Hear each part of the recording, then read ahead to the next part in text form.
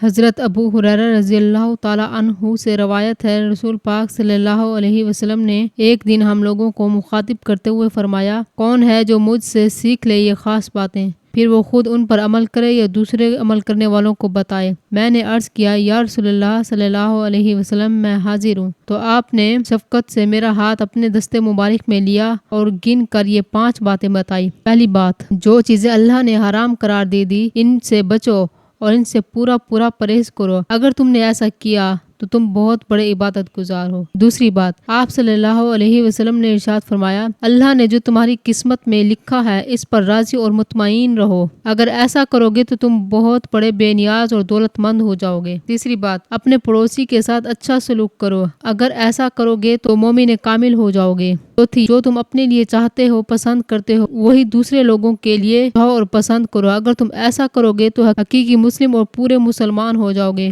پانچواں، کرو زیادہ مت ہنسا کرو،